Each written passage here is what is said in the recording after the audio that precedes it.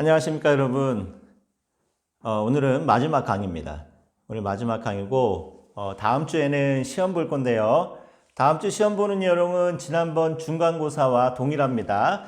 우리 오전에 10시 반에 제가 또 지난번처럼 문제 올려드리면은 여러분들은 그 메일로 꼭 보내주시면 감사하겠고 한글 파일로 꼭 보내주시면 감사하겠습니다. 그러니까 다음 주는 기말고사 보고 이제 모든 이제 일정을 다 마치겠고, 이번 주 안으로 밀린 과제 빨리 좀 제출해 주시면 감사하겠어요.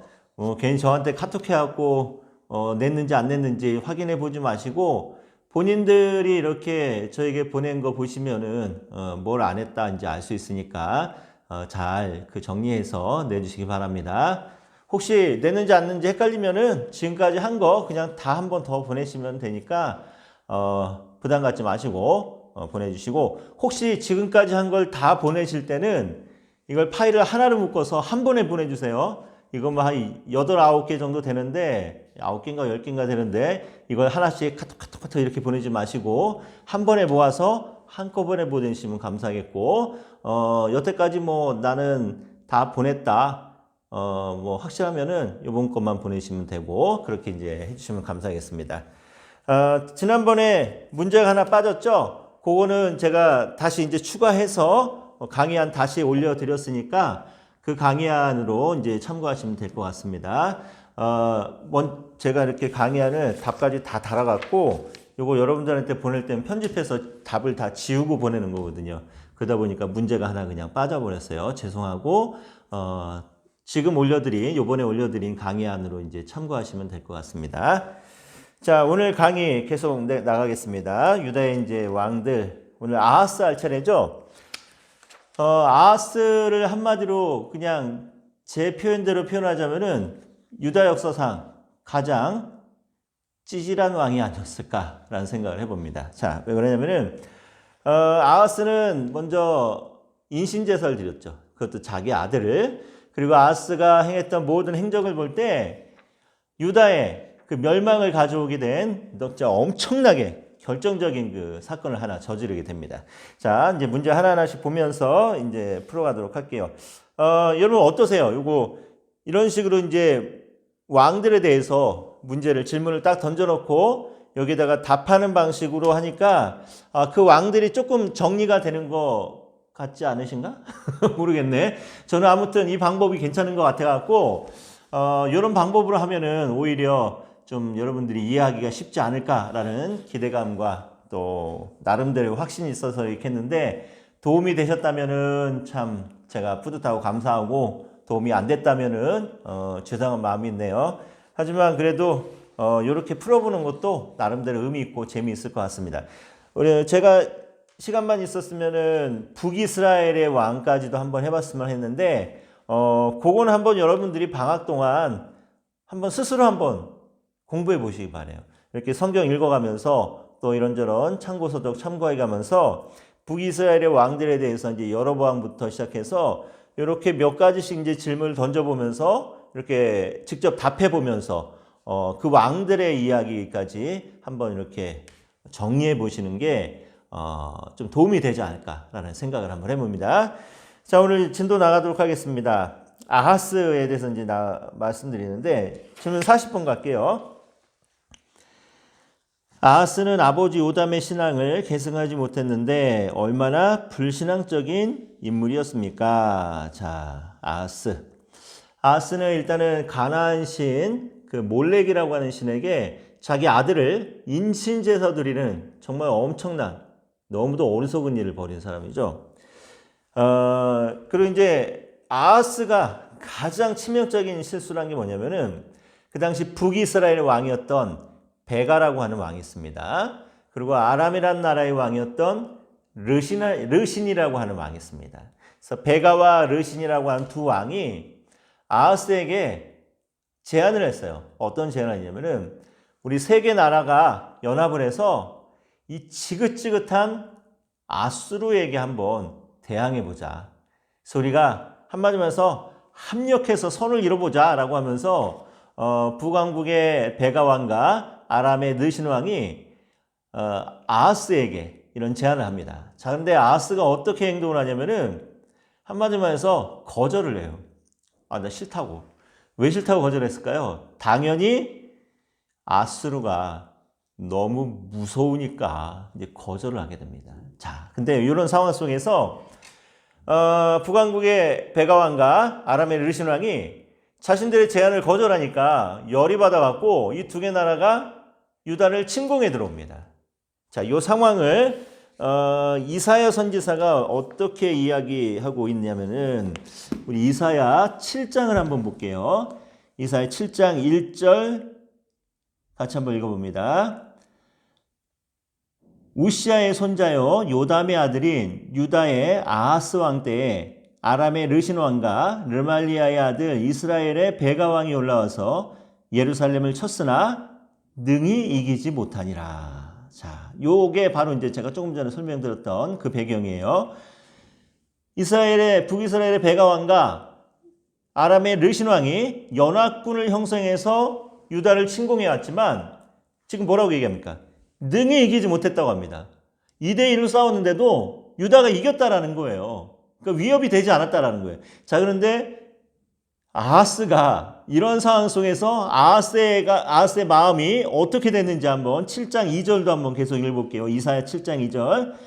어떤 사람이 다윗의 집에 알려 이르되 아람이 에브라임과 동맹하였다 하였으므로 왕의 마음과 그의 백성의 마음이 숲이 바람에 흔들림 같이 흔들렸더라. 자, 이게 뭡니까? 베가 왕과 르신 왕이 두 개 나라가 연합해서 유다를 침공해 왔지만 능히 이길 수 없는 그런 상황이었습니다. 그런데 아하스는 이 두 개 나라가 연합해서 쳐들어왔다라는 소식을 듣고는 그 마음이 그 왕과 백성들의 마음이 막 숲이 바람에 흔들림 같이 흔들렸대요. 이게 뭐예요? 한마디로 해서 무서워서 덜덜 떨었다라는 겁니다. 자기네가 능히 이기는 싸움인데도 지금 아하스와 그 아하스의 백성들, 유다 백성들이 덜덜덜덜 떨고 있다라는 거예요. 이게 얼마나 어리석어요. 2대1로 붙어도 자기네들이 지금 이기는데 그걸 깨닫지 못하고 막 너무 무서워서 덜덜덜덜 떨고 있더라는 겁니다. 자, 이럴 때 아하스가 어떤 행동을 보이느냐, 이게 중요했던 거예요. 이게 자, 어떤 행동을 보였나요? 그 뒤에 이제 쭉 이사야 선지자가 아하스에게 이야기합니다. 뭐라고 얘기하냐면 걱정하지 말라고, 하나님께서 능히 이기게 해주실 테니까 당신은 하나님을 의지하고 하나님께 징조를 구하라고 합니다. 자, 그러면서 10절 11절 여호와께서 또 아하스에게 말씀하여 이르시되 너는 내 하나님 여호와께 한 징조를 구하되 깊은 데서든지 높은 데서든지 구하라. 뭐든지 구하라는 거예요. 네가 구하는 대로 징조를 줘서 이 전쟁에서 유다가 이긴다라는 확신을 주겠다라고 하면서 하나님께서 이사야 선지자를 통해서 지금 아하스에게 이야기하십니다. 자, 근데 아하스가 뭐라고 대답하냐면은 아하스가 이르되 나는 구하지 아니하겠나이다. 나는 여호와를 시험하지 아니하겠나이다 한지라. 이 웃기고 있네 이놈 자식. 여호와를 시험하지 않겠나이다. 이 말이 뭐냐면은 나 하나님 못 믿겠다라는 거예요. 나 겁나서 도저히 못 믿겠고 하나님이 이 전쟁에서 승리하게 해준다는 것도 나 믿을 수 없다라고 하면서 완전하게 불신의 모습을 보입니다. 자, 그러고 나서 아하스가 어떤 행동을 취하는가 하면 그건 뒤에 나오는 문제지 참. 자, 이제 조금 이 문제를 더 설명해 볼게요. 자, 요런 상황이었어요.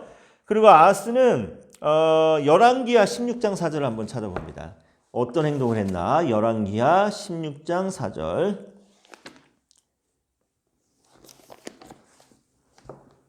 자, 3절부터 한번 읽어보죠. 이스라엘 여러 왕의 길로 행하며 또 여호와께서 이스라엘 자손 앞에서 쫓아내신 이방 사람의 가증한 일을 따라 자기 아들을 불 가운데로 지나가게 하며 또 산당들과 작은 산 위의 모든 푸른 나무 아래에서 제사를 드리며 분향하였더라. 자, 한마디로 해서 온갖 우상, 온갖 잡다한 신들을 다 섬기는 왕이었다는 겁니다. 이게 얼마나 어리석습니까? 응? 인신제사, 자기 아들을 불 가운데로 지나게 하는 인신제사를 드렸는데 인신제사 방식은요, 이 당시 고대 근동의 이방 나라들, 이방 민족들이 국가적인 위험에 닥쳤을 때 자기들이 섬기는 신에게 자기 아들을 바침으로써 이 위기를 좀 모면해 주십시오라고 하는 의미에서 인신제사를 드립니다. 그러니까 한마디로 해서 이게 얼마나 어리석은 일입니까? 국가적인 위기를 맞는데 왜 자기 아들을 인신제사 드리면서 위기에서 탈출하냔 말이야. 그럼 이스라엘은 국가적인 위기를 만날 때마다 어떠한 신앙이 있었죠? 애굽을 탈출하고 나서부터 국가적인 위기와 어려움을 만날 때마다 항상 어떤 신앙으로 돌아가라고 했어요? 출애굽의 신앙, 유월절 신앙으로 돌아가는 게 이스라엘이 국가적인 어려움을 만날 때마다 행해야 될 믿음의 모습이었습니다. 자, 그런데 아하스는 그런 믿음을 표현하지 못하고 그런 믿음을 보이지 못하고 오히려 이방 나라의 풍습을 따라서 자기 아들을 인신제사로 드리는 너무도 어리석은 그런 행동을 하고 있다는 거예요.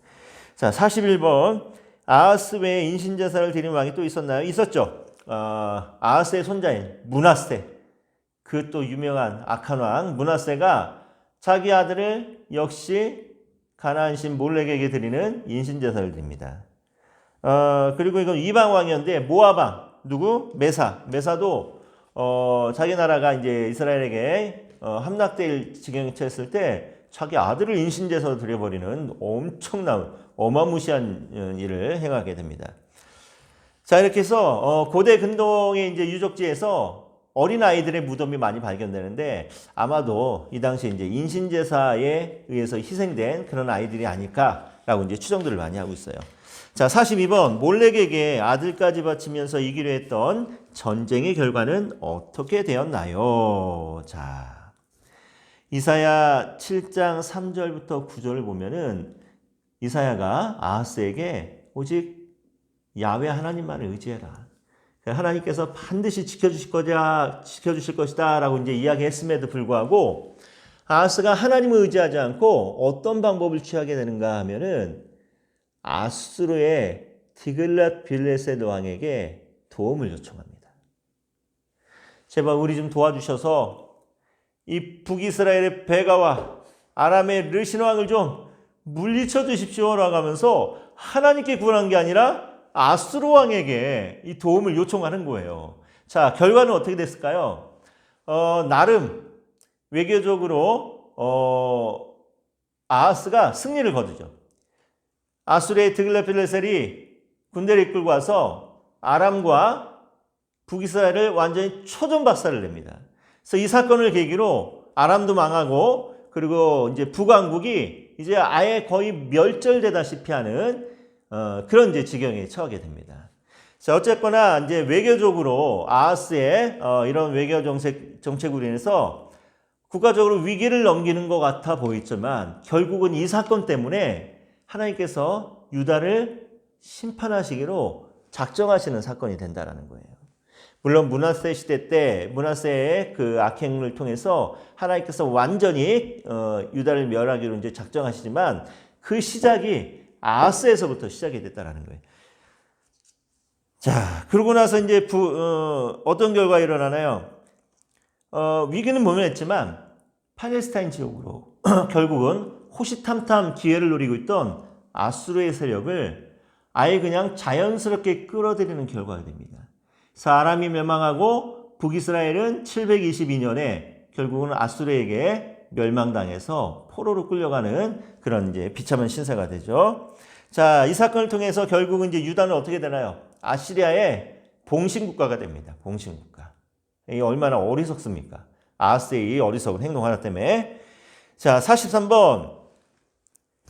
하나님은 아하스의 불신앙으로 인하여 유다의 멸망을 결심하게 되는데 결정적인 계기가 된 사건은 무엇인가요? 자, 무엇이었냐면은 위기를 모면하고 나서 아하스가 어떤 행동을 취하냐면은 그 다메섹으로 갑니다. 다메섹은 아람의 수도였죠. 근데 아수르가 아람을 멸망시키면서 다메섹을 딱 점령을 하는데 아하스가 다메섹에 있는 디글랏빌레셀 왕에게 한마디만 해서 감사합니다 라고 하면서 인사를 드리러 간 거예요. 자, 그랬는데 그때 뭘 보게 되냐면은 아수르의 우상, 이방신에게 드리는 그 제단을 보게 됩니다. 제단을 보니까 아하스 생각에는 너무 멋져 보이는 거예요. 저 아수르에서 섬기는 저 이방신들, 저 신들에게 제사 지낸 저 제단이 너무 멋지게 보여서 저 제단에 무슨 커다란 능력이 있어서 아수르가 이렇게 강한 게 아닌가라는 너무도 어리석은 생각을 해갖고 그 제단을 보고 그대로 와갖고 이 제단을 만듭니다. 만들어갖고 이걸 어디에다 놓냐면은 세상에는 예루살렘 성전에다가 이 이방신에게 제사 드리는 제단을 그대로 만들어갖고 성전에다가 이걸 놔버리네. 이 사건 때문에 하나님께서 유다를 멸하시기로 작정하시는 그 시초가 바로 이 사건 때문이었습니다. 이 얼마나 찌질한 인간이에요. 그렇죠? 분명히 이사야가 하나님께 구하라. 하나님께서 반드시 너를 지켜줄 거고 유다를 구원해내실 거다라고 하는데도 나 하나님 못 믿겠습니다라고 하면서 하나님이 아닌 아수르 왕에게 도움을 요청하고 그리고 심지어는 아수르가 섬기는 이방 신들에게 제사 드리는 그 제단을 그대로 본떠 갖고 와갖고 그 거룩하신 하나님의 성전에다 이걸 쫙 하고 이방 신의 제단을 만들어 버린 거예요. 이것 때문에 결국은 유다를 멸하기로 하나님께서 작정을 합니다. 자, 성전을 중심으로 한 야훼 신앙, 아하스가 지금 철저하게 무시하고 있는 거예요.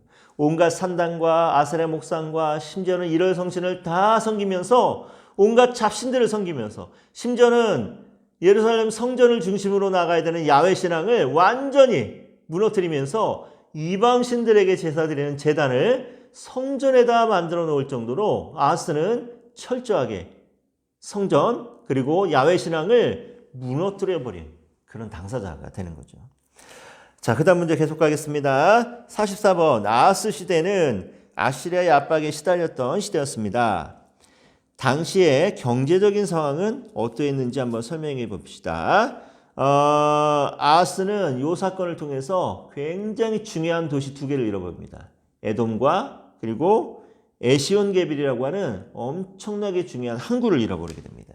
자, 이러다 보니까 경제에 굉장히 커다란 타격을 입게 되겠죠. 그렇죠?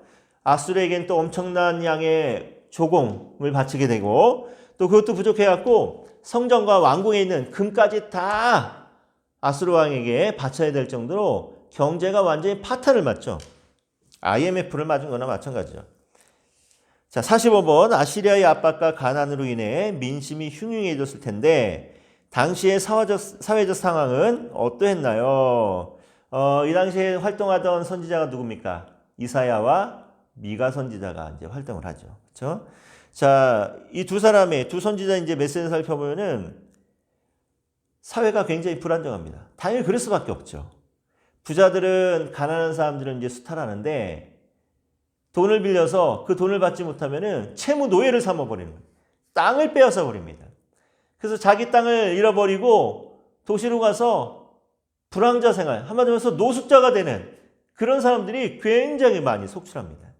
그리고 재판관들은 뇌물을 받고 재판을 붙게 하고 사회적으로 굉장히 총체적인 난국에 빠진 거예요. 자, 그런데 율법에서 조상 대대로 물려받은 기업, 땅을 다른 사람에게 팔거나 사거나 누구 것을 빼앗기거나 빼앗을 수 있습니까? 없습니까?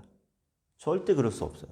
근데 이 시대는 율법이 무너져버린 한마디로 해서 이런 불법이 난무하는 그런 시대였다라는 거예요. 자, 그 원인이 어디에 있었을까요? 당연히 아하스의 불신앙 때문이었죠.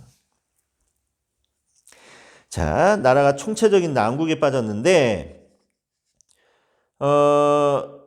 이 시대에 그 사회의 가장 최후의 보루는 역시 제가 지난번에 말씀드렸나? 법정이죠, 법정. 법정에서 공정한 재판만 이루어진다면은 그래도 아직까지 그 사회는 희망이 남아있는데 재판관들이 뇌물을 받고 돈 있는 자들은 유리하게 판결해주고 돈 없고 가난한 사람들은 불리하게 판결해주는 이런 어리석은 너무도 어처구니 없는 일들이 벌어지더라는 거예요. 자, 오늘 요즘 이 시대가 바로 이와 같은 똑같은 이 모습을 답습하고 있지는 않은지 우리 한번 정말 정신 바짝 차리고 이 시대를 향해서 우리 하나님의 율법의 말씀들, 정말 정의의 말씀들을 선포해 나갈 수 있는 그런 사역자의 삶으로 살아가는 저와 여러분 되길 바랍니다.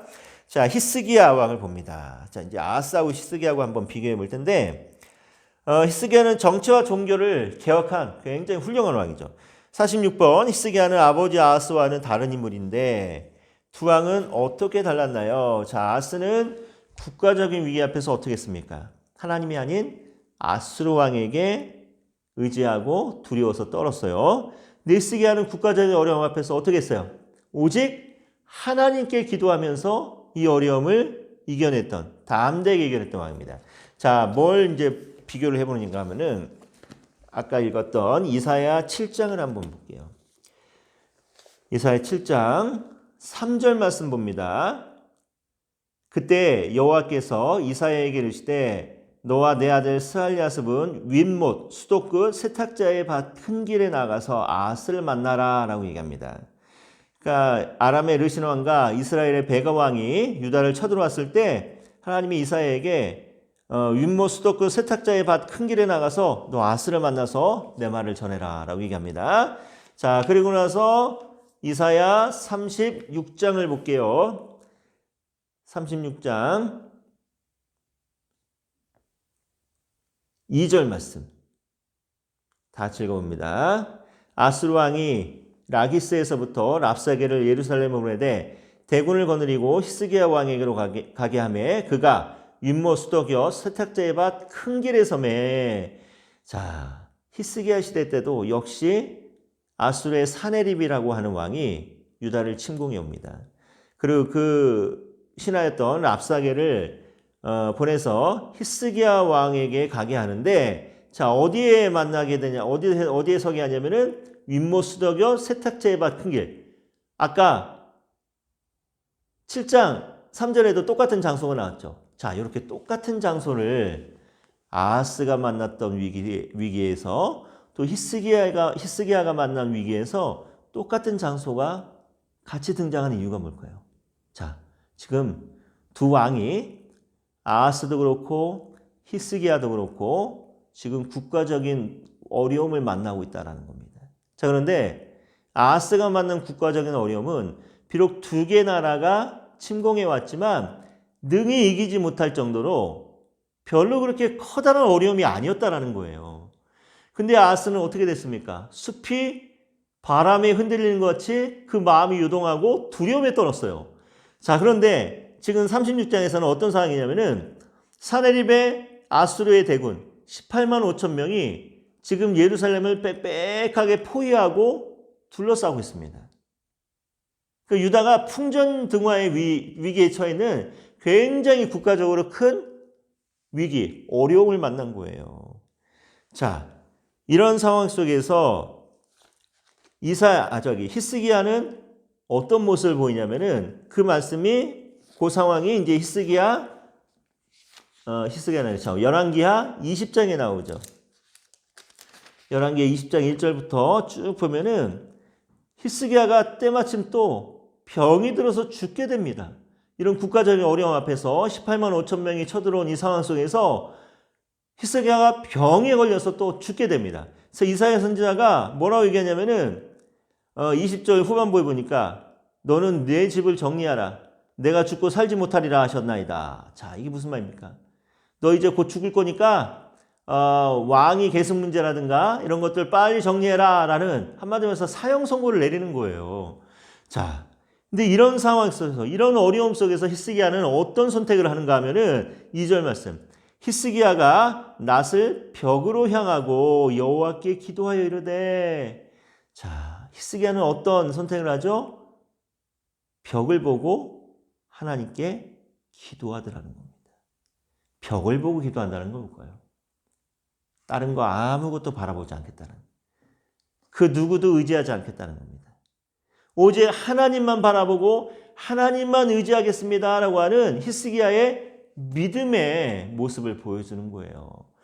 이 전에 어떤 사건이 있었냐면은 히스기야도 두렵고 겁이 났어요. 그래서 처음에 사네립에게 뇌물을 바칩니다.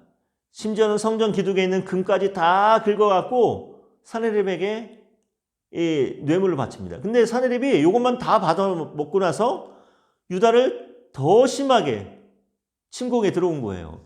자, 이 상황 속에서 사형 선고가 내려졌는데 이때서야 비로소 히스기야가 깨닫는 거죠.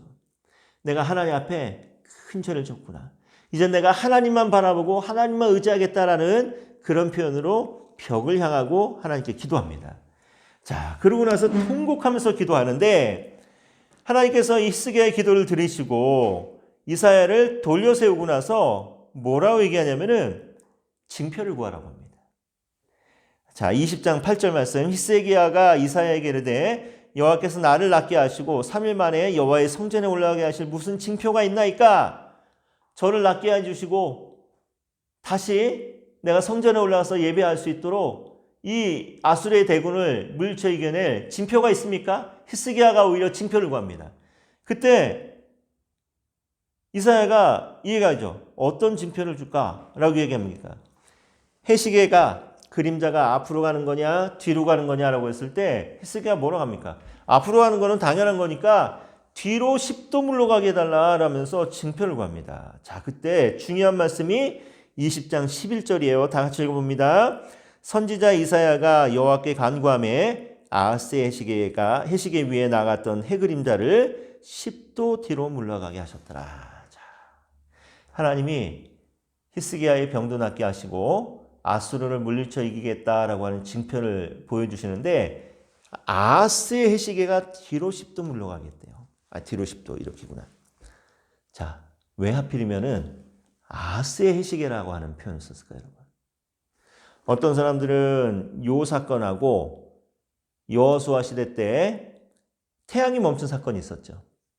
그 사건과 이걸 연결시켜 갖고 그때 태양이 멈춘 그 시간과 아하스의 시기가 뒤로 10도 물러간 것이 정확하게 24시간이 돼갖고 하루가 딱 맞아 떨어졌다라고 하면서 근거도 없는 소리를 막 떠들어대는 사람들이 있습니다.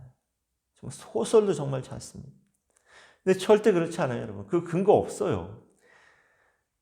여호수아 시대 때 해가 멈춘 것은, 태양이 멈춘 것은 하나님께서 그 전쟁을 완전히 이스라엘의 손에 붙이기 위해서 태양을, 시간을 멈춰두신 거였고, 그건 그 사건이고, 이 사건은 그거하고 연결된 사건이 아니에요. 근데 어디서 그런 소설을 잘 지어내는지, 그런 말 누군지 하면은 여러분 가서 그냥 목을 그냥 졸라버리십시오. 죽지 않을 정도만 막 목 졸르다가, 이거 아니야! 라고 하면서 목 조르고 흔들다가 그냥 딱 이렇게 풀어놔주세요. 자, 이게 뭐냐면은, 중요한 단어가 뭐냐면은, 아하스의 해시계란 말이에요. 아하스의 해시계. 왜 하필이면 여러분 아하스의 해시계라는 표현을 썼을까요? 자, 아까 얘기했던 하나님께서 유다를 멸하시기로 결심하신 사건이 뭐였어요? 아하스가 다메섹에 가서 그 아수르의 드길랏빌레셀에게 감사합니다 할 때 그 다메섹에 있던 그 제단을 보고 와서 그 제단을 그대로 본떠서 만들어갖고 예루살렘 성전에 놓은 이 사건 때문에 하나님께서 유다를 멸하기로 작정하셨어요. 그래서 그때부터 멸망의 시간이 계속해서 째깍 시간이 계속 가기 시작했습니다.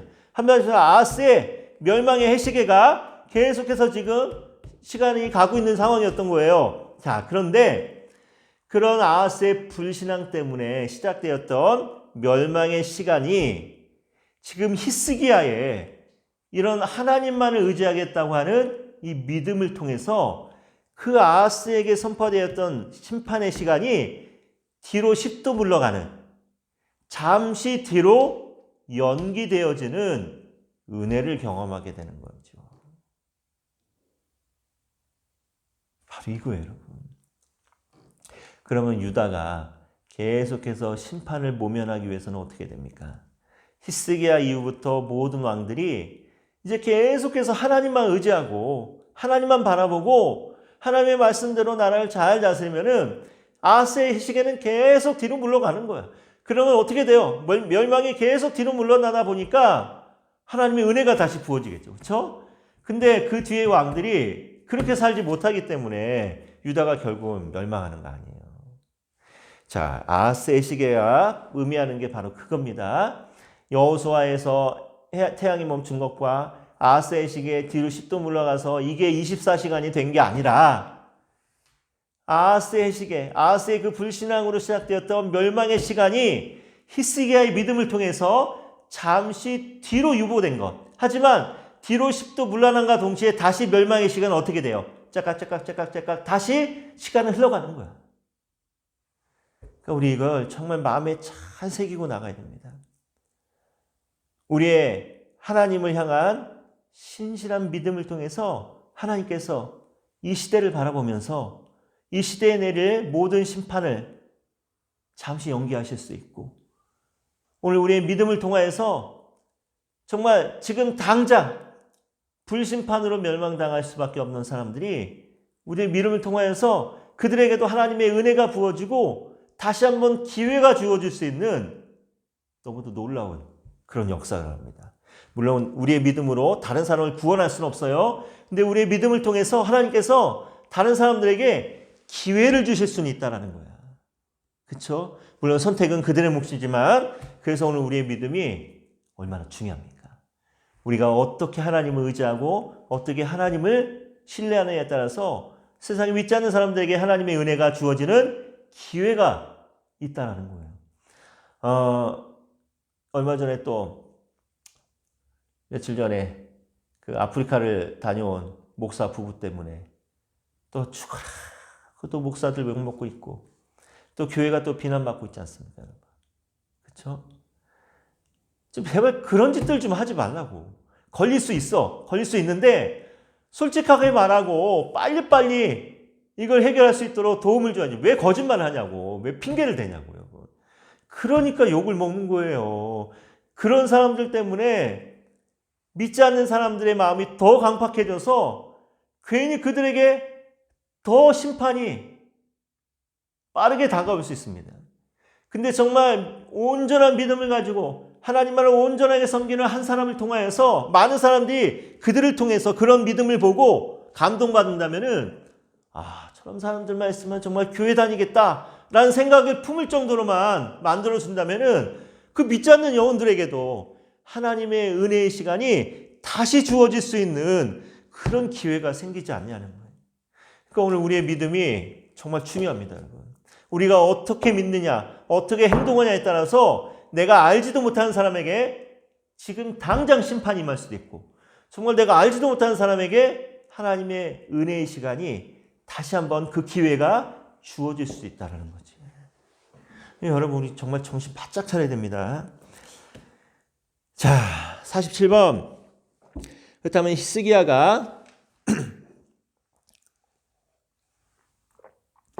아하스와는 달리 고대 근동을 지배하였던 아시리아에게 대항하게 된 동기와 배경은 무엇인가요? 자, 히스기야는 뭘 보고 자랐어요?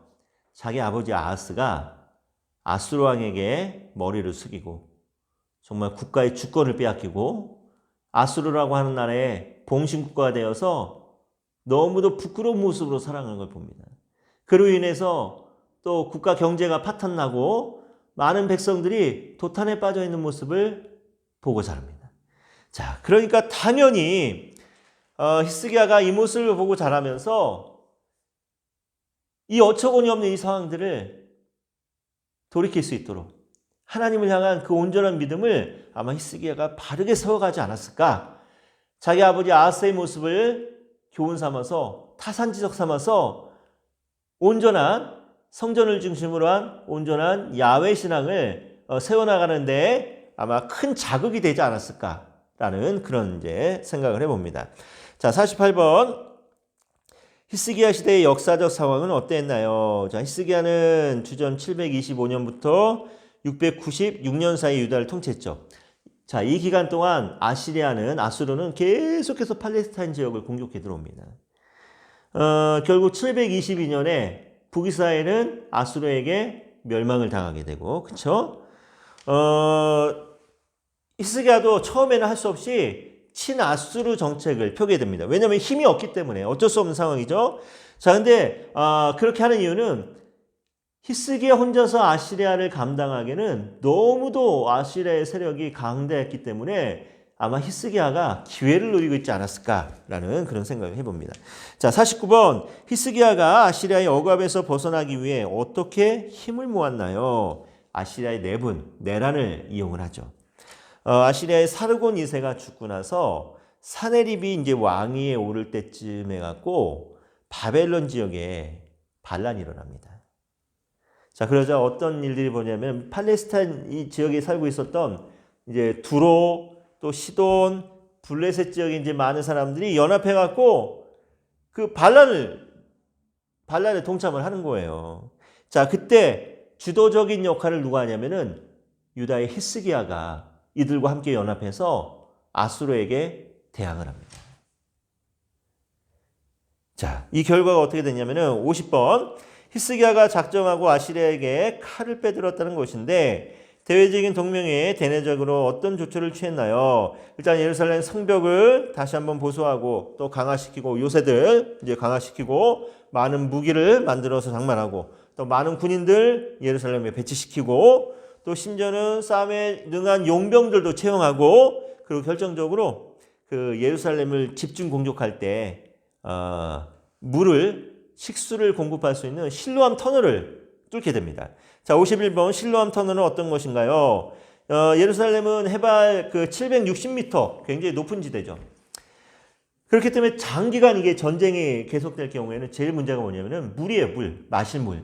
그렇기 때문에 자그마치 525m나 되는 정말 긴 터널 뚫어갖고 실로암 연못에서부터 물을 끌어다가 식수로 사용할 수 있는 실로암 터널을 만들게 됩니다. 자, 52번. 히스기야는 아시리아의 공격을 대비해서 실로암 연못까지 파괴되는데 그 후에 전쟁의 결과는 어떻게 되었나요? 아시리아 사네립이 유다 대부분의 영토는 다 점령하죠. 자, 그런데 예루살렘만은 정복하지 못합니다. 그러고 나서 18만 5천 명이 예루살렘을 빽빽하게 포위를 하고 계속해서 히스기야를 이제 압박하죠. 항복하라고. 자, 그 상황 속에서 아까 열왕기하 20장에 히스기야가 눈물로 통곡하면서 기도하는 기도의 장면이 나옵니다. 자, 그 기도를 들으시고 하나님이 하룻밤새에 어떤 일을 벌이시냐면은 자그마치 18,000명도 아닌 18만 5천 명이나 되는 엄청난 아수르의 대군을 하룻밤사이에 싸그리 진멸시키는 엄청난 일들이 벌어집니다. 많은 사람들은 아마 이 하룻밤사이에 흑사병이 돌아서 이 많은 군대가 전멸했을 것이다 라고 이제 얘기를 하는데 이게 어떤 병이든지 이것과는 상관없이 그 모든 뒤에는 하나님의 역사하심이 있었다는 것. 하나님이 히스기야의 믿음을 보시고 히스기야를 구원하시고 유다를 구원하시고 아수르를 진멸시키셨다라는 것. 이걸 잘 기억해 주시면 좋을 것 같아요. 53번. 결국 히스기야의 믿음으로 유다가 구원을 받았다는 것인데 히스기야가 하나님을 잘 믿었던 훌륭한 왕이었다는 증거는 무엇인가요? 자, 뭔가요? 종교를 개혁한 거죠. 종교. 아시리아로부터 독립하기 위해서 제일 먼저 뭐 했냐면 종교를 개혁해야 된다고 생각했어요. 자기 아버지가 들여왔던 아수르의 모든 이방신들과 산당을 없애는 왕이야. 산당들과 아세라 목상과 모든 잡신들을 싸그리 몰아냅니다. 그리고 성전을 깨끗하게 정화합니다. 종교를 바르게 세웁니다. 한마디로 해서 예루살렘 성전을 중심으로 하나님께 예배하는 야훼 신앙을 바르게 세워나가는 왕이 히스기야가 된 거예요. 그래서 다윗 이후로 굉장히 훌륭한 왕으로 평가받는 왕이 되죠. 자, 또 어떤 일들 봅니까? 나중에 모세가 들었던 그 구리뱀까지도 이스라엘 백성들이 우상으로 섬기니까 그 구리뱀까지도 다 부셔버리고 없어버립니다. 그러니까 한마디로 철저하게 우상을 다 때려부시고 산당까지 때려부셨던 왕이 히스기야 왕이었다라는 거예요.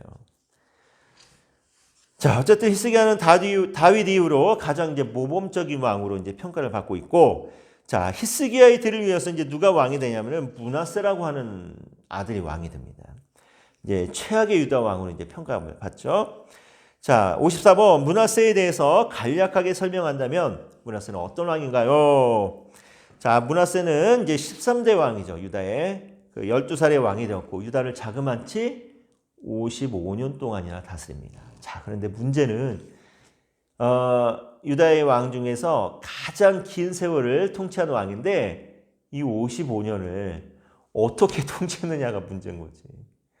이 므낫세는 철저하게 55년 동안 뭘 했냐면은 아수르의 봉신으로 살아갑니다. 자기 아버지 히스기야가 그렇게 목숨 걸고 개혁했던 그 나라를 그 아들이 그대로 물려받지 못하고 아수르의 봉신이 돼서 다시 아수르의 모든 잡다한 신들을 다 받아들이고 우상을 섬기고 심지어는 자기 아들을 인신제사까지 드리는 그런 불신앙의 왕으로 이제 살아가게 되죠.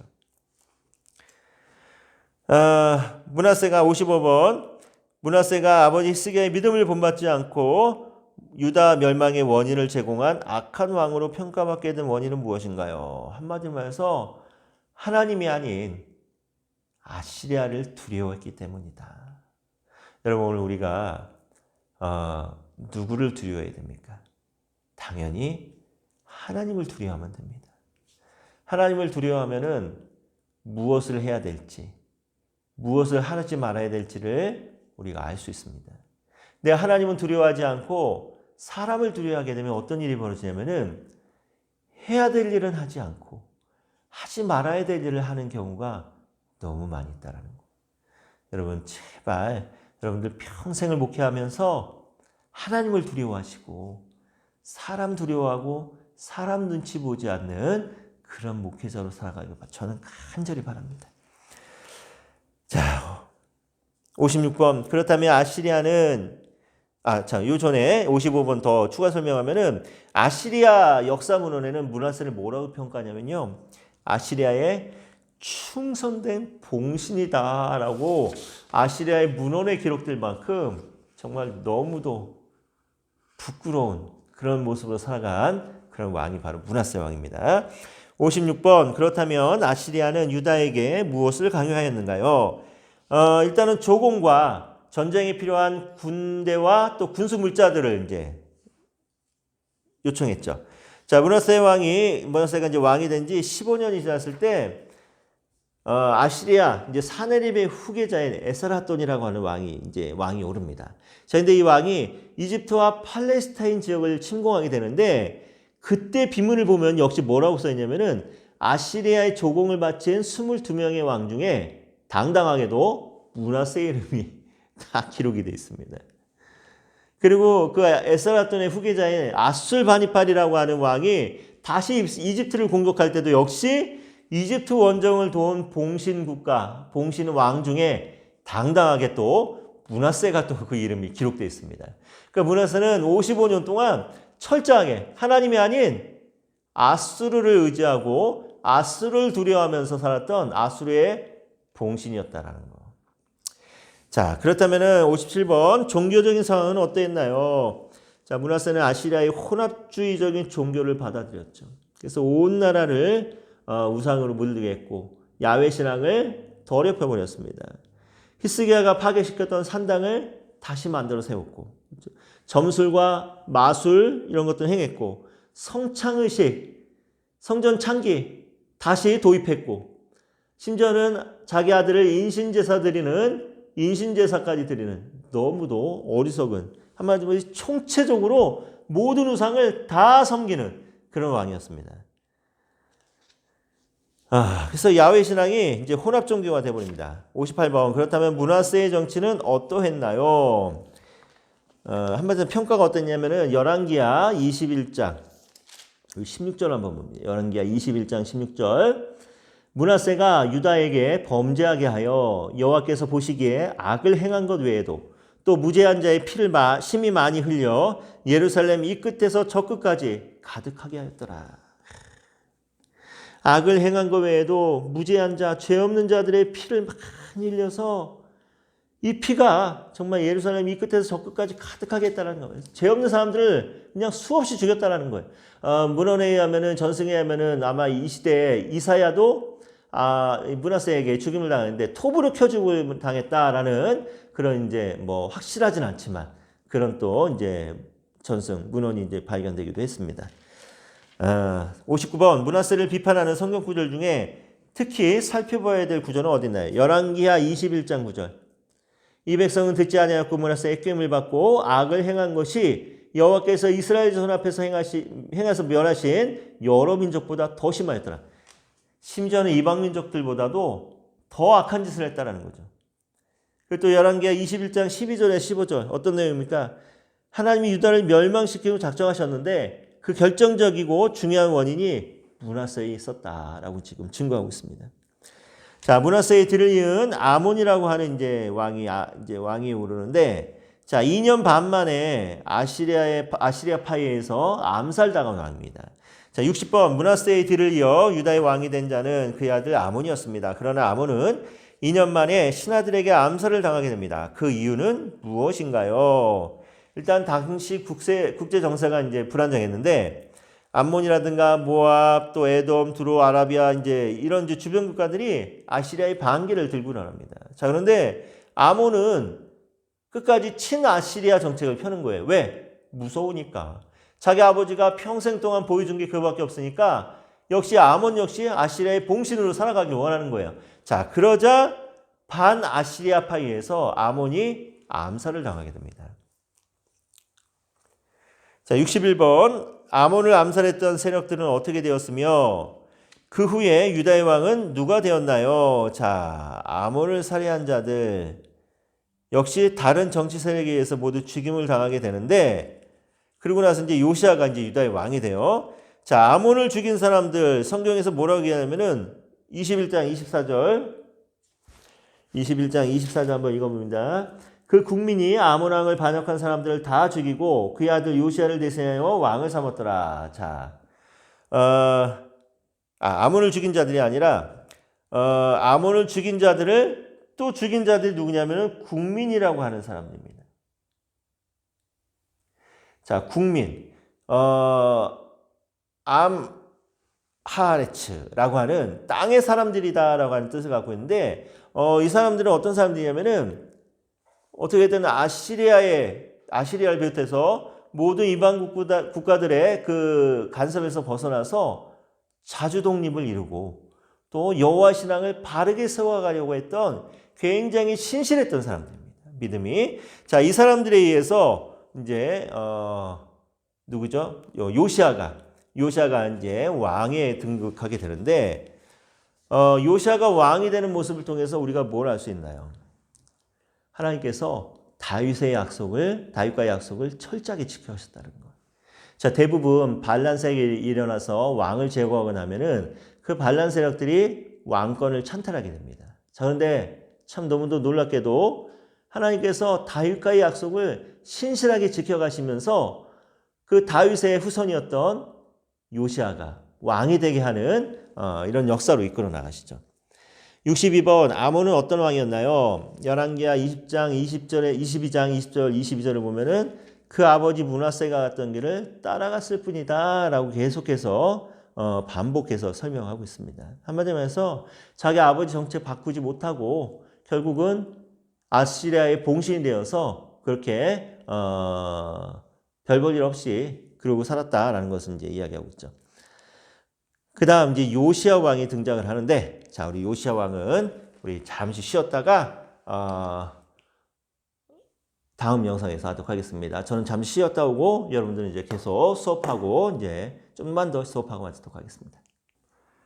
네, 이제 요시아 갑니다. 한 40분만 더 강의하고 오늘 이제 마지막 강의 마치도록 할게요. 63번. 자, 성경은 요시아에 대해서 어떻게 평가하고 있는가? 이제 마지막 유다의 희망인데, 열왕기하 22장 2절을 보시면은 요시아가 여호와 보시기에 정직히 행하여 그의 조상 다윗의 모든 길로 행하고 좌우로 치우치지 아니하였더라라고 이제 평가를 하죠. 자, 다윗과 비교되고 있는 왕, 좌우로 치우치지 않는 그런 신실한 왕으로 이제 평가받고 있습니다. 오직 요시아에게만 이렇게 행해진 칭찬이고, 또 역시 열왕기하 23장 5절을 보면은 뭐라고 나오냐면은 우리 한번 또 찾아 읽어볼까요? 열왕기하 23장 5절. 옛적에 유다 왕들이 세워서 유다 모든 성읍과 예루살렘 주위의 선당들에서 분향하며 우상을 섬기게 한 제사장들을 패하며 또 바알과 해와 달과 또 별대와 하늘의 모든 별에게 분향하는 자들을 패하고, 6절도 보면은 또 또 여호와의 성전에서 아세라 상을 내다가 예루살렘 바깥 기드론 시내로 가져다 거기서 불살르고 빻아서 가루를 만들어 그 가루를 평민의 묘지에 뿌리고 라고 하면서 그 뒤로도 쭉 나오면은 완전하게 그 종교를 개혁한 왕으로 평가를 받습니다. 모세가 율법을 대표하는 인물이라고 한다면은 요시아는 분열왕국 시대에 모든 왕들을 대표하는 그런 왕이다라고 이제 평가할 수 있겠죠. 자, 64번 요시아가 어린 나이에 왕이 되었기 때문에 아시리아의 군사적 위협이 더욱 강력했을 것 같은데 당시의 국제적인 정치적 상황은 어떠했는가요? 감사하게도 요시아가 왕이 됐을 때 아시리아의 세력이 굉장히 약해진 상태였습니다. 요시아가 주전 639년에서 608년까지 이제 왕이 했었는데 아시리아가 612년에 거의 멸망되다시피 합니다. 물론 아시리아가 역사에서 완전히 그 자치를 감추는 것은 609년인데 612년에 이미 바벨론에 의해서 멸망당했다라고 이제 보는 게 맞죠. 자, 요시아가 왕이 되었을 때 아시리아가 이제 멸망의 직전이었다라는 것이고 또 이제 그 주변에 아시리아에게 눌려있던 많은 나라들이 반란을 일으키게 됩니다. 요 틈을 이용해서 이제 요시아도 역시 정치적으로 완전하게 독립할 수 있는 그런 기회를 갖게 되죠. 자, 65번. 그렇다면은 요시아는 아시리아가 약해진 틈을 어떻게 이용하였나요? 먼저는 옛날 영토를 되찾기 위해서 노력했죠. 그래서 북쪽의 사마리아, 또 무기또 지역 이제 점점 점령해 나갑니다. 아시리아는 근데 아무런 대처를 할 수가 없었어요. 왜? 너무 그 힘이 쇠약해졌기 때문에 그리고 또 요시아는 욥바로 가는 지중해 지역도 이제 다시 확보를 하게 됩니다. 자, 이로 인해서 유다는 어떻게 됐을까요? 그 위상이 다시 올라가면서 한마디로 말해서 구겨졌던 자존심을 다시 되찾게 되는 거죠.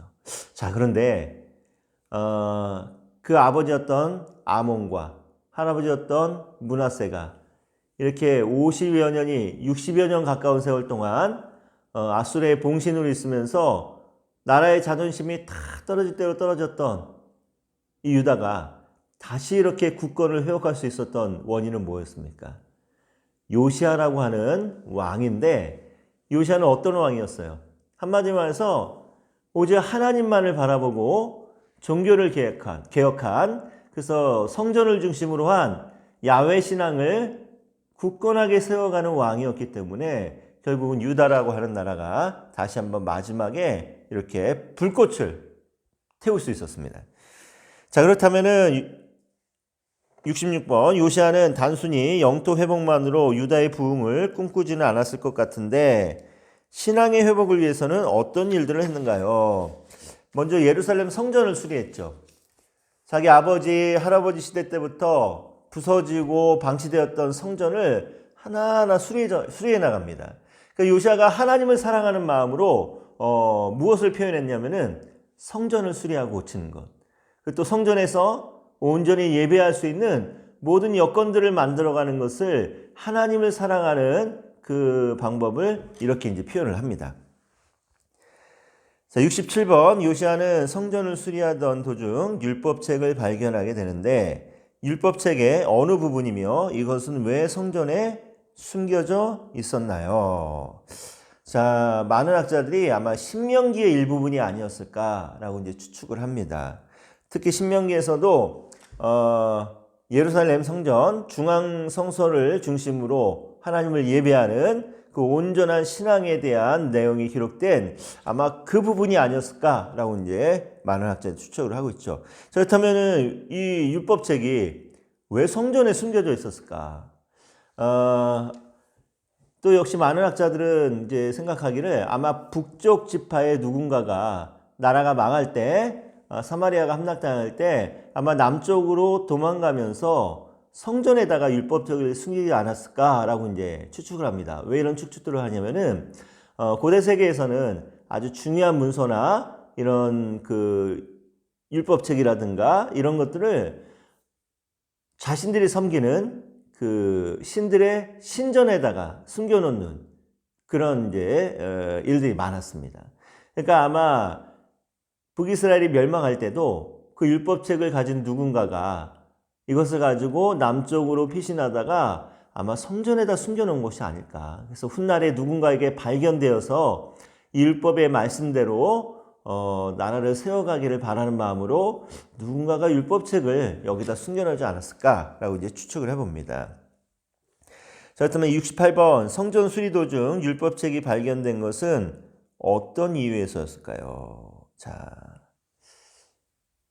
율법책이 발견된 이유. 물론 이거는 이제 우리가 한번 영적으로 생각해 봐야 될 문제인데, 요시아가 이렇게 하나님을 향한 온전한 마음으로 성전을 수리하고 이제는 나라를 바르게 이끌어가려고 했던 그 마음을 하나님께서 보신 것이 아닐까라고 추측을 해봅니다.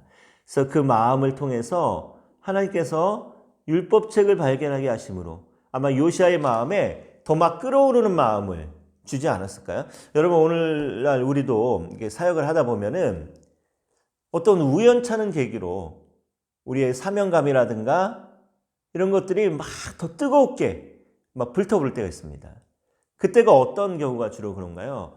우리가 온전히 하나님 앞에 우리의 충성됨으로 하나님을 사랑하는 그 마음 고백하면서 우리의 사명을 열심히 감당하려고 할 때 하나님께서 정말 뜻하지 않는 우연히 일어난 듯한 어떤 사건들을 통해서 우리 마음속에 더 큰 사명감과 열정을 이제 불러일으킬 때가 있죠. 아마 요시아에게도 하나님께서 그런 은혜를 주신 것이 아닐까라는 생각을 해봅니다. 69번 율법책을 발견한 요시아는 곧바로 개혁을 시작했을까요? 그렇지 않죠. 자, 먼저 율법책의 이 의미를 정확하게 판단하기 위해서 어떻게 하냐면은 훌다라고 하는 선지자에게 먼저 사람을 보냅니다. 열왕기하 22장 14절 읽어볼게요. 이에 제사장 힐기야와 또 아히감과 악볼과 사반과 아사야가 여선지 훌다에게 나아가니 그는 하라스의 손자 디과의 아들로서 예복을 주관하는 살룸의 아내라 예루살렘 둘째 구역에 거주했더라. 그들이 그와 더불어 말하매 라고 하면서 훌다라고 하는 여선지자에게 과연 이 율법책의 의미가 무엇인가, 이 말씀의 의미가 무엇인지를 선지자에게 물어봅니다.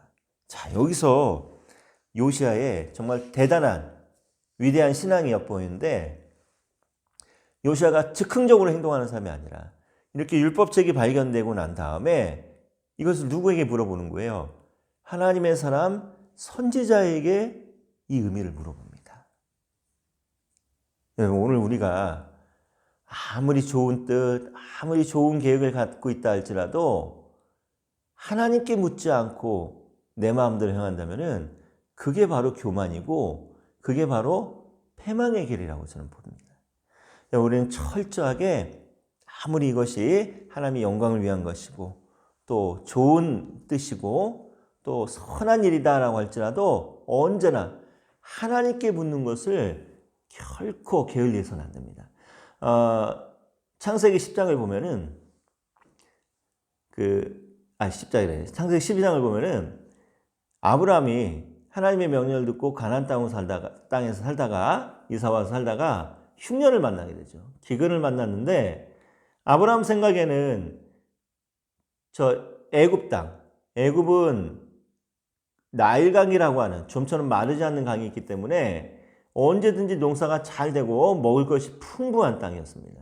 그러니까 아브라함 생각에는 잠깐 이 흉년을 만났을 때 이 흉년을 면하기 위해서 애굽으로 내려가서 사는 게 좋겠다라고 생각하고 애굽으로 내려갑니다. 근데 인간적으로 그럴 만한 일인데 문제는 아브라함이 하나님께 물어보지 않았다는 거예요. 하나님 어떻게 하면 좋을까요? 이 흉년, 이 기근을 어떻게 이겨낼 수 있을까요? 라고 했을 때 아마 그렇게 한마디만 물어봤다면은 하나님께서 방법을 알려주셨을 것 같습니다. 어쩌면 아브라함 생각대로 애굽으로 내려가라고 했을 수도 있습니다. 자, 그런데 아브라함은 하나님께 묻지 않고 그냥 애굽으로 갔다가 어떤 낭패를 경험하게 되죠. 자기 아내를 빼앗길 뻔한 그런 위기를 만나게 됩니다. 오늘 우리가 하나님께 묻지 않았을 때 내 생각이 합당하고 합리적이고 또 옳은 생각이고 선한 일이다라고 할지라도 하나님께 묻지 않았을 때 어려움이 생길 수 있다는 거예요. 여호수아가 그 기브온 족속들과 조약을 맺을 때도 하나님께 묻지 않았습니다.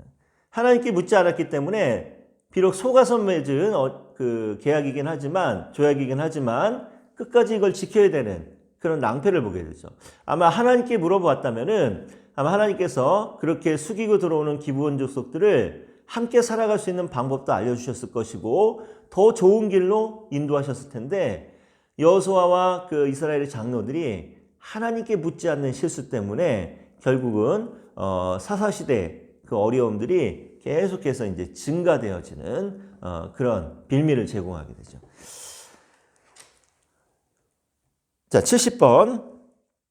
요시야는 율법책에 근거하여 개혁을 단행하였는데 그 내용은 무엇이었나요? 아마 신명기 12장 5절, 11절 말씀을 근거로 오직 예루살렘 성전만이 합법화된 예배의 장소다라는 것을 이제 계속해서 강조하고 있죠.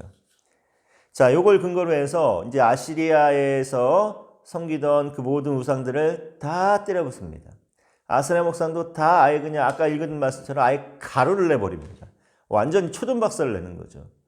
그리고 뭐 성전에서 창기로 일했던 그 자기 할아버지 므낫세가 부활시켰던 성전 창기도 다 없애버리고 온전히 예루살렘 성전에서만 하나님을 예배할 수 있도록 그 중앙제의화를 이루어가기 시작하죠. 자, 71번. 그렇다면 우상숭배에 젖어있던 백성들의 저항은 없었을까요? 없었습니다. 왜냐하면은 요시야가 개혁을 이제 이 종교개혁을 진행하기 전에 백성들의 대표를 다 모이게 합니다. 그리고 발견된 율법 책에 대해서 이야기하고 이 율법 책의 의미에 대해서 설명하고 또 이것을 기준으로 우리가 이제는 예루살렘 성전을 중심으로 온전히 하나님께 예배하는 야훼 신앙을 다시 되찾자라고 하면서 백성들을 설득하는 작업을 먼저 합니다. 저는 우리 목회자들이 이 모습을 좀 배워야 되지 않을까라는 생각이 듭니다. 무소불위의 권력을 휘두르는 목회자가 아니라 내 생각이 있고 이것이 올바른 길이라 할지라도 한 사람 한 사람들을 다 설득해 가면서 그래서 이 일들을 감당할 때 아무 잡음이 없고 더 은혜스럽게 합력해서 선을 이룰 수 있지 않을까라는 그런 생각을 해봅니다. 그래서 예전에 MDB 때 어떤 그 교수님이 이제 해주시는 말씀 속에 교회를 그 치리하다 보면은 장로님들과 의견이 맞지 않고 부딪힐 때가 있는데 그때 가장 좋은 방법은 내 고집대로 하는 게 아니라 한 사람 한 사람을 만나라는 거예요. 한 사람 한 사람 만나면서 내 마음을 이야기하고 내 비전을 이야기하고 함께 이것에 동참할 수 있도록 한 사람 한 사람을 다 설득하라는 겁니다. 그래서 한 사람 한 사람 다 설득되지 않으면은 이 일을 하지 않았다고 합니다. 또 여러 목사님들의 간증 속에서도 이런 내용들이 많이 나오죠. 오늘 우리가 목회자로서 앞으로 평생 목회함에 있어서 여러분 우리의 그 사역과 또 우리의 아무리 좋은 뜻이라 할지라도 이 모든 작업들이 먼저는 하나님께 물어봐야 되고 또 두 번째는 사람들을 한 사람 한 사람을 설득할 수 있는 하나님 말씀으로 설득하고 비전으로 설득할 수 있는 그런 지혜로운 또 사역자의 모습으로 나아가야 되지 않을까라고 한번 생각을 해봅니다. 72번. 그렇다면 히스기야의 개혁과 비교해 볼 때 특징적인 건 뭔가요? 조금 전에 얘기했던 것처럼 제2 예배에 중앙 집중하였죠. 오직 예루살렘 성전에만. 또 개혁의 범위를 남과 북 전체에 걸쳐서 종교를 개혁합니다. 그리고 유월절을 굉장히 크게 대대적으로 지키게 하고 북쪽 지역 사람들을 남쪽으로 초대하고 그래서 이제 거국적인 행사로 유월절을 이제 지키게 합니다. 그러니까 철저하게 온 이스라엘 백성들을 하나님께로 그 마음을 돌이킬 수 있도록 힘쓰고 애쓴 왕이 바로 요시야 왕이었다. 자, 73번. 근데 안타까운 문제가 하나 생기네요. 요시야는 39세의 젊은 나이에 이제 전쟁에서 죽습니다. 자, 그 배경이 무엇일까요? 아시리아 수도 니느웨가 함락되고 나서 이 바벨론에게 함락되고 나서 한 4년 정도, 3, 4년 정도 지났을 쯤에 이제 아시리아에 남아있던 마지막 잔재 세력들이 있었겠죠. 이들이 세력을 이제 결합해서 바벨론에 대항을 합니다. 다시 나라를 세우기 위해서. 뭐 아시리아 입장에서는 뭐 당연한 거겠죠. 자, 그때 그 아시리아의 남은 세력들이 바벨론에 대항할 때 이걸 누가 도와주려고 하냐면은 애굽의 느고 왕이 아시리아를 도와줍니다. 그래서 군사를 일으켜서 이제 출병을 하게 되는데 애굽의 느고도 정말 수십 년 동안을 아시리아에게 눌려 살던 사람이었는데 왜 아시리아가 이렇게 다시 일어서려고 할 때 도와주려고 했던 걸까요? 그 이유는 간단합니다. 지난 수십 년, 또 한 200여 년 가까이 아시리아에게 눌려서 힘을 못 쓰던 애굽이 이제 아시리아가 멸망하는 것은 좋은데 새로운 강자가 부상한 거예요. 누굽니까? 바벨론.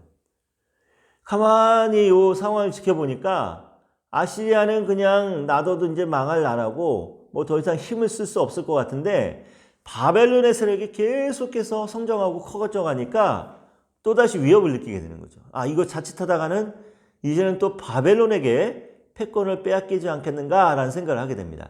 그래서 느고가, 애굽의 느고 왕이 아시리아를 도와준다라고 하는 명목하에 바벨론을 견제하기 위해서 이제 전쟁에 참여하게 되죠. 출병을 합니다. 자, 근데 이걸 누가 가로막냐면은 요시아가 가로막는 거예요. 왜? 요시아에게 아시리아는 철천지 원수 중에 원수입니다.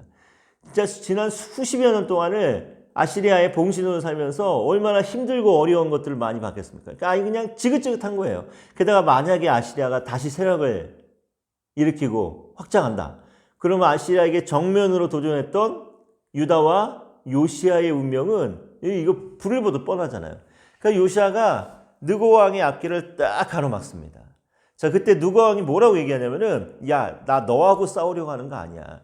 내가 지금 이렇게 군대를 일으킨 거는 네가 섬기는 하나님이 나를 감동시켜서 내가 가는 거니까 너 내 길을 막지 말아라고 하면서 느고 왕이 요시아에게 이야기합니다. 근데 요시아가 그 말을 듣지 않고 이 느고 왕과 함께 애굽과 함께 전쟁을 하다가 결국은 전쟁에서 안타깝게 전사를 하고 유다 입장에서는 유다의 마지막 희망이었던 요시아 왕이 너무 허무하게 죽어버린 거예요. 자, 그런데 또 어떤 면에서는 요시아가 죽은 다음에 이제 22년 뒤에 그 유다가 멸망하게 되는데 그 비참한 최후를 보지 않고 하나님께서 데려가신 것이 아닌가라고 또 이렇게 해석하는 분들도 많이 있습니다. 자, 74번 요시아의 죽음으로 유다는 어떤 행보를 걷게 되었나요? 요시아의 네 번째 아들이었던 여호아스가 이제 왕이 오르게 되고, 근데 더 이상 유다에는 희망이 없고 요시아가 죽은 뒤에 22년 뒤에 유다는 이제 멸망하게 됩니다. 자, 여호아스에 대해서 이제 또 이야기 나눠볼게요. 자, 이집트에 이제 인질로 잡혀가게 되는데 75번 넷째 아들이었던 여호아스가 왕이 된 배경은 무엇인가요? 요시아가 죽었을 때 여호아스를 왕에 올린 사람도 역시 땅의 사람들이라고 하는 외세의 침략을, 외세의 간섭을 원치 않는 그런 독립적인 그런 이제 정치와 신앙을 갖기 원하는 사람들이 여호아스를 왕으로 세웁니다. 아마 요시아의 그 아들들 중에서 가장 믿음이 돈독한 왕자가 여호아스였기 때문에 그래서 왕으로 세우지 않았나 싶어요. 근데 여호아스가 왕이 되고 나서 어떤 정책을 펴냐면은 반애굽 정책을 펴니다.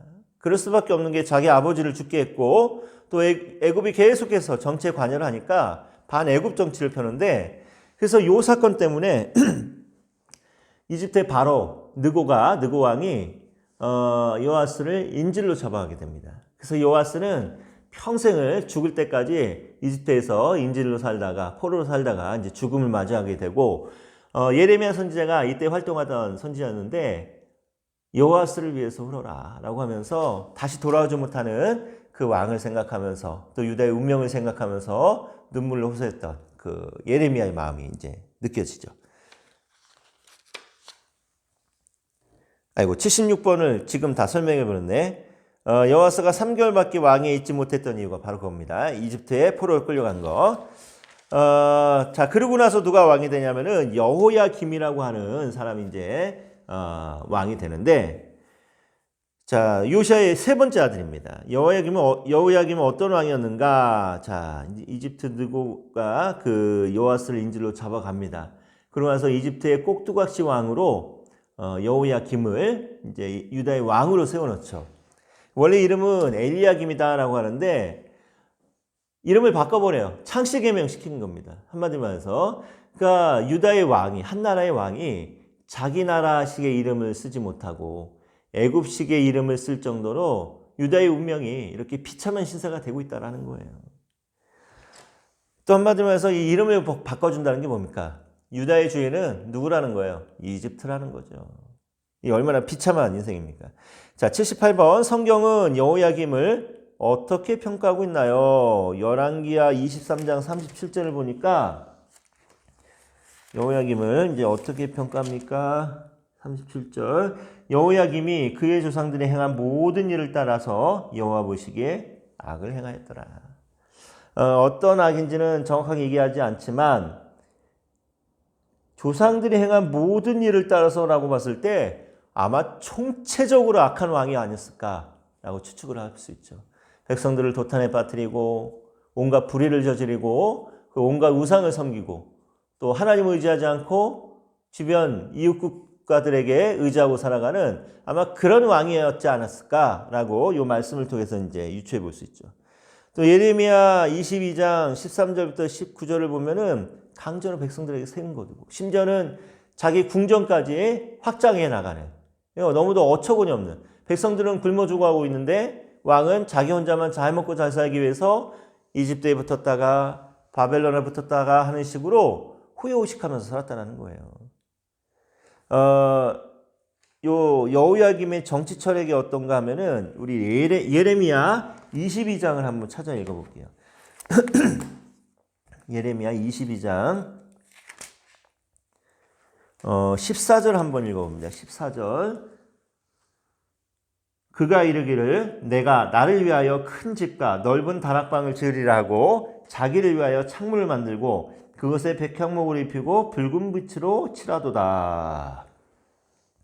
자, 여호야김이 누구를 위해서 한대요?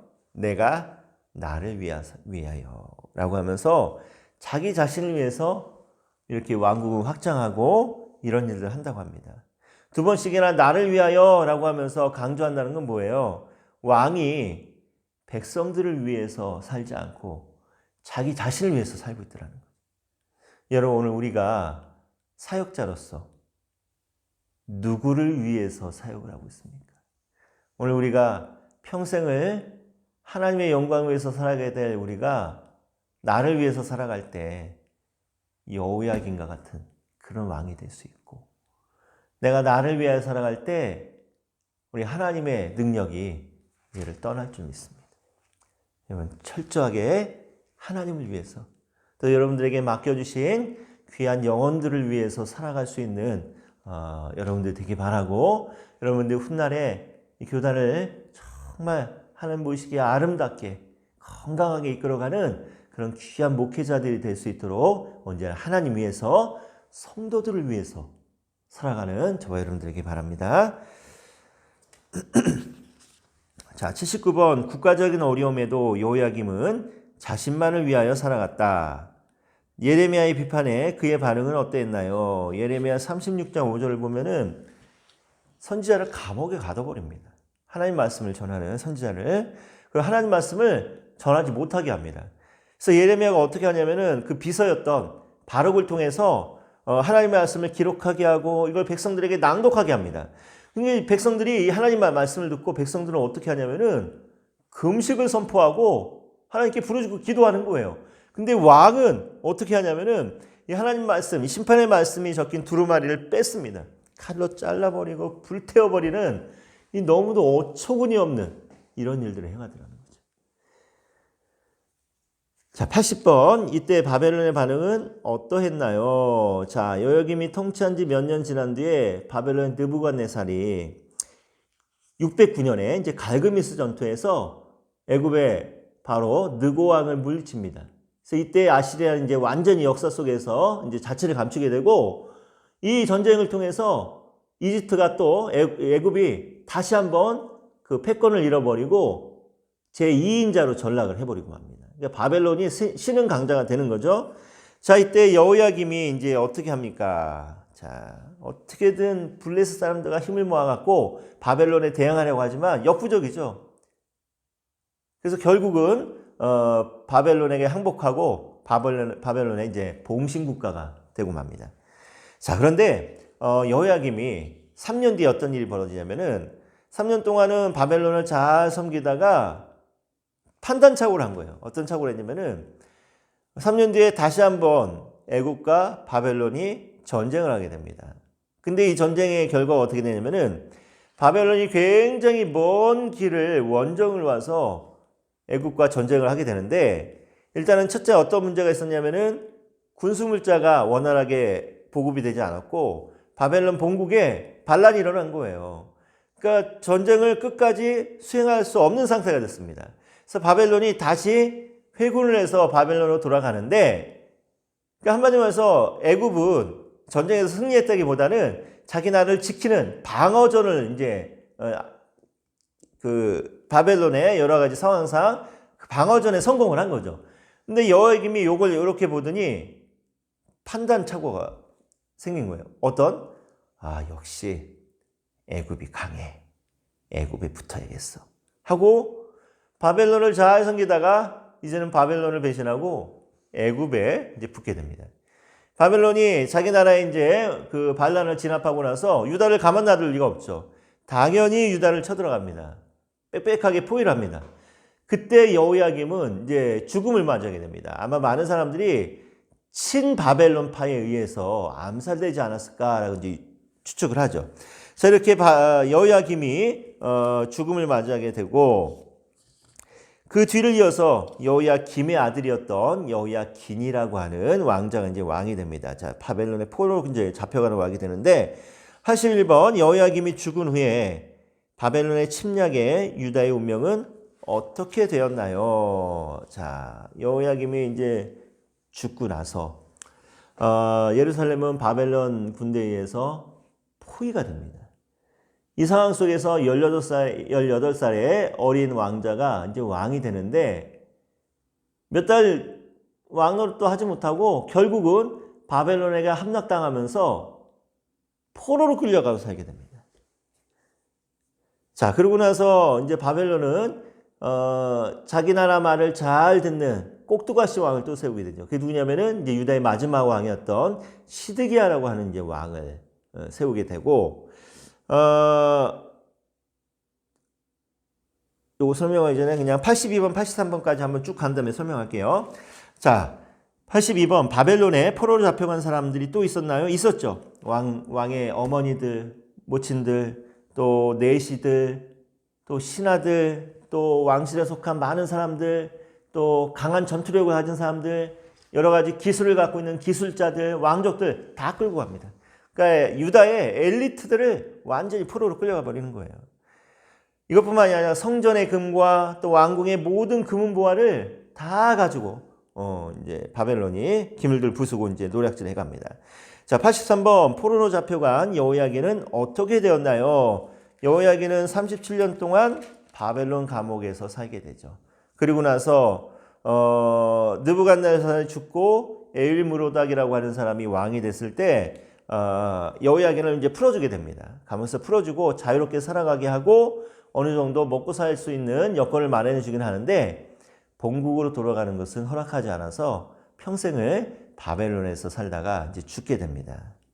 자, 그런데 우리가 한번 생각해 볼 문제는 뭐냐면은 열왕기하 이제 마지막 부분을 보면은 이제 요 사건이 이제 나오죠. 열왕기하 25장 27절부터 이제 30절까지 보면은 여호야긴이 이제 석방되는 사건이 나오면서 열왕기하는 이제 끝을 냅니다. 그러면서 여호야긴의 석방을 통해서 이제 다시 이스라엘의 유다의 회복의 은혜가 임할 것이라는 그런 희망을 주게 되죠. 자, 근데 여기서 한번 생각해 볼 문제는 여호야긴에 대해서 한번 생각을 해볼게요. 여호야긴이 18살에 바벨론의 포로로 끌려가서 자그마치 37년 동안이나 감옥에서 살다가 뭐 말년에 가서야 이제 좀 자유의 몸이 되어서 뭐 살았지만, 여호야긴이라고 하는 이 어린 왕, 이 참 얼마나 비참한 인생입니까? 그렇죠?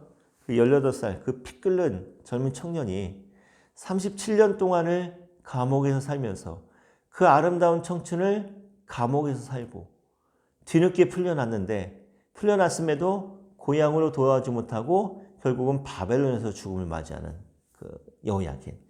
그 인간적인 생각, 사람의 눈으로 볼 때는 참 불쌍하고 가련한 인생이잖아요. 그렇죠?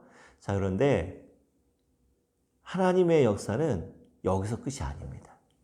비록 사람의 눈으로 보기에는 너무도 비참한 인생을 살았던 그런 이제 여호야긴이었지만, 그런 여호야긴을 통해서 하나님께서 어떤 역사를 일으키냐면은, 여호야긴을 통해서 누가 태어납니까?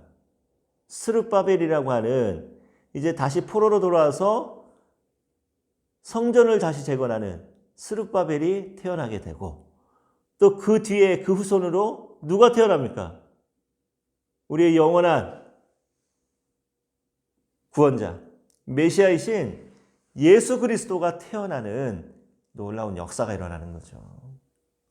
비록 여호야긴, 그의 인생을 보면 너무도 참 비참한 인생이지만, 여호야긴은 이미 포로로 끌려가서 살고 있었기 때문에 유다가 멸망할 때 모든 왕족들, 남아있는 왕족들 다 죽음을 당했지만, 여호야긴만큼은 살아남아서 비록 비참한 인생이었던 것처럼 보이지만, 그를 통해서 우리 인류의 구원자이신 예수 그리스도가 태어나게 하시는, 다윗과의 약속을 철저하게 지켜가시는 하나님의 은혜가, 하나님의 섭리하심과 인도하심이 그를 통해서 이루어져 가더라는 겁니다. 그래서 저는 우리 모든 사역자들이 지금의 힘들고 어려운 과정들이 많이 있을 거라고 저는 봅니다. 여러분, 앞으로 개척도 하는 분들도 있겠지만 참 개척교회 힘들고 어렵습니다. 어쩌면 평생을 개척교회의 모습으로 살아갈 수도 있습니다. 하지만 비록 사람의 눈을 보기에는 크게 부응하지 못하고 참 연약해 보인다 할지라도, 오늘 우리를 통해서 하나님께서 훗날에 이루어 가실 그 귀한 일들을 기억하면서 또 확신하면서, 여러분 오늘의 이 고생스러움, 오늘의 이런 어려움들을 하나님의 은혜로 잘 감당하고 나가길 바랍니다. 시드기야, 유다의 마지막 왕입니다. 유다의 멸망을 목도한 이제 비운의 주인공인데, 84번 바벨론에 의해 유다의 마지막 왕이 된 시드기야는 어떻게 되었나요? 이제 많은 유다 백성들은 바벨론에 의해서 왕이 되었다라고 해서 시드기야를 왕으로 인정하지 않습니다.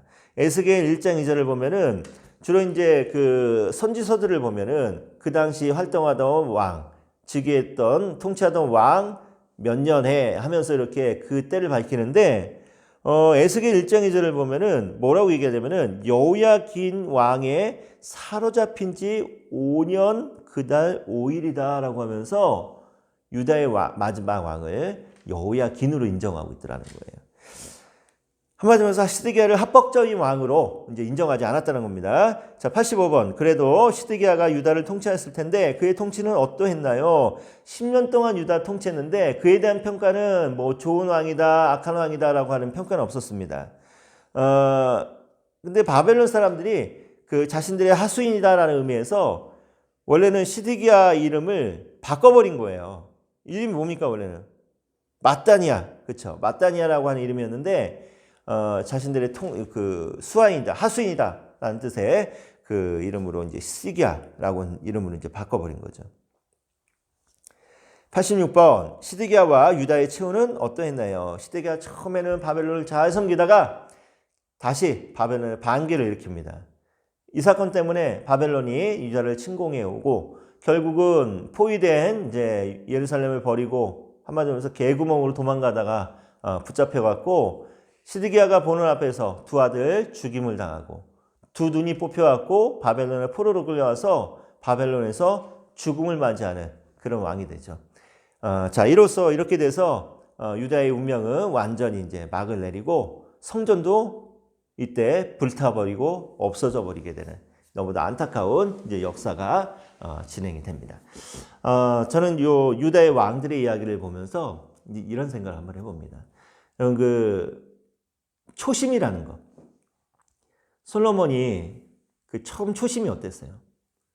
여호와를 사랑하는 그 마음으로 일천번제를 드렸고, 그렇죠?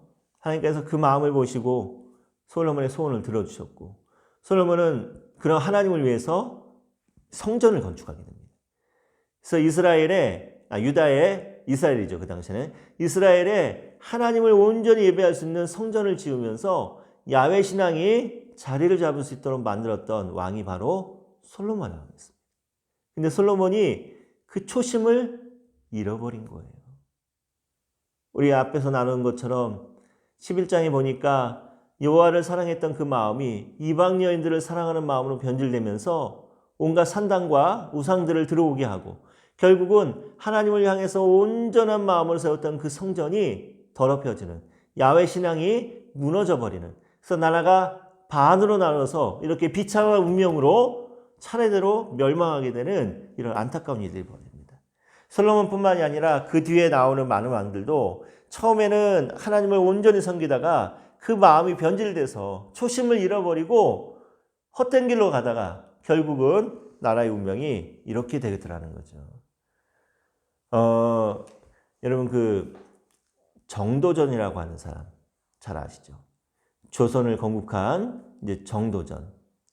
그리고 조선이라는 나라를 망하게 만든 천하의 매국노 이완용. 두 사람을 한번 비교를 해보면은 한 가지 차이가 있습니다. 어떤 차이가 있냐면은, 이완용이 처음에는 굉장한 충신이었다고 합니다. 근데 이완용이 조선에 정말 충신이었는데, 일본이 조선을 강제로 강탈하고, 일본이 전쟁을 하는데, 그 대단하다고 생각했던 청나라가 일본에게 무릎을 꿇고, 서구 세력들, 영국이라든가 러시아라든가 신식 문명과 무기를 가지고 왔던 그 나라들을 일본이 다 물리치는 걸 보면서 이완용의 마음이 변질이 된 거예요. 처음에 조선을 위해서 그렇게 충신이었던 이완용이 그런 일본의 그 모습을 보면서, 그 강력한 힘을 보면서 그 마음이 변질되어서 초심을 잃어버려서 결국은 나라를 팔아먹는 그런 매국노가 되고 맙니다. 그래서 저는 그 모습을 보면서 이런 생각을 해봅니다. 정도전, 처음 조선을 세우려고 했을 때 그 초심을 잃어버리지 않은 정도전. 처음 충신이었지만 일본의 힘을 보면서 그 초심을 잃어버리고 나라를 팔아먹은 매국노 이완용.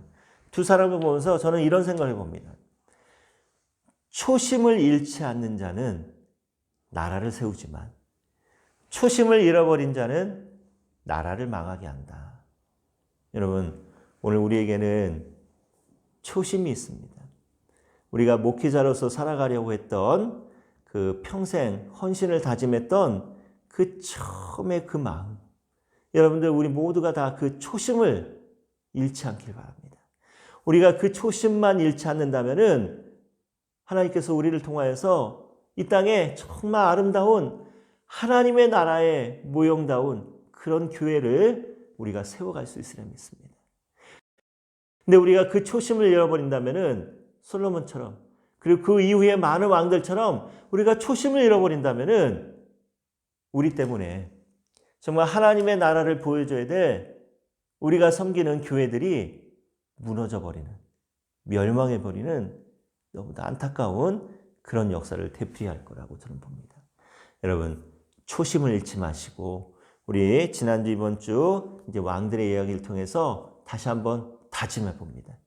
우리 초심을 잃지 마시고 오직 하나님만을 바라보시고 하나님께서 우리에게 맡겨주신 귀한 영혼들을 사랑하는 그 마음으로 여러분들 평생을 정말 귀한 사역자로서 승리하시기를 주님의 이름으로 간절히 부탁드립니다. 지난 한 학기 동안 부족한 사람 강의 들어주시느라고 고생 많았고 다음 주에는 그 시험 봅니다. 기말고사 시험 보는데 제가 또 화요일쯤에서 또 다시 한번 자세하게 시험 방식에 대해서 이제 설명해 드리겠습니다. 저는 이 수업 시작할 때, 이 수업뿐만이 아니라 온라인으로 수업을 해야 되는 상황이 됐을 때부터 작년이죠. 그러니까, 기도하다가 그런 생각을 해봤어요. 우리 MDB 학생들에게는 줌으로 하는 것이 좋을까? 아니면 이렇게 영상으로 올려드리는 게 좋을까? 고민하고 기도하다가, 저는 왜 이 방식을 선택했냐면은, 줌으로 이렇게 하는 그 수업들을 이렇게 보니까, 여기 켜놓고 이제 딴짓하는 분들도 많이 있더라고요. 주변에 보니까. 차라리 그럴 바에는 그냥 영상으로 올려놓고, 여러분들이 시간 날 때 그냥 부담 없이 시청하시고, 또 관심 있는 분들은 이렇게 지나가다 놓친 거 다시 이제 뒤돌아서 이제 다시 볼 수 있도록 이렇게 영상으로 아예 올려놓는 것이 좋지 않겠는가라는 생각에서 저는 이 방식으로 수업을 진행을 했습니다. 여러분들에게 조금이라도 도움이 되었으면 감사하겠고, 참 안타깝게도 지난 2년 동안 여러분들 얼굴 한번 보지 못하고 이렇게 학기를 마무리하고 또 여러분들 이제 졸업하시는 분들도 계실 텐데 이게 좀 안타깝네요. 혹시 교단 안에서 어디에서 만나면 여러분들은 제 얼굴 아니까 제 수업들은 누굽니다 라고 하면서 좀 혹시 밖에서 외부에서 만나게 되더라도 우리 반갑게 인사 나눴으면 좋겠고, 졸업하고 나서 여러분 더 열심히 공부해서 정말 제가 처음에 간절하게 바랬던 것처럼 이 교단을 이 교계를 바르게 이끌어갈 수 있는 귀한 목회자로 잘 성장하시기를 항상 기도하겠습니다.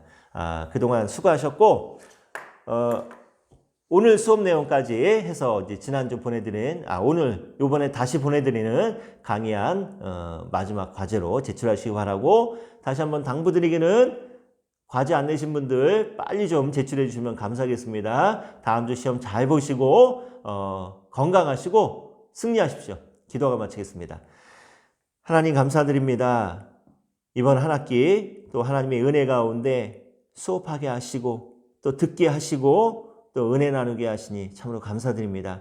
하나님, 오늘 또 함께 나눈 이 귀한 수업의 내용을 통해서 우리가 다짐하며 나가는데 하나님을 사랑했던 그 마음, 교회를 사랑하고 영혼들을 사랑했던 그 초심을 잃지 않는 우리 사역자들 되게 도와주셔서 하나님의 나라를, 하나님께서 우리에게 허락해 주신 이 교회와 이 귀한 영혼들을 바르게 세워갈 수 있는 우리 모두가 될 수 있도록 축복하여 주시옵소서. 코로나 때문에 참 많이 힘들고 어려운 날들을 보내고 있지만 우리 사역자들에게 더욱더 큰 지혜 주시고 능력 주셔서 이 모든 어려움 넉넉하게 이겨내어서 하나님께 귀한 영광 돌릴 수 있도록 축복하여 주시옵소서. 앞으로의 모든 계획과 기도의 제목들을 주님께 맡기고 예수님의 이름으로 기도드렸습니다. 아멘. 한 학기 동안 수고하셨습니다. 감사합니다.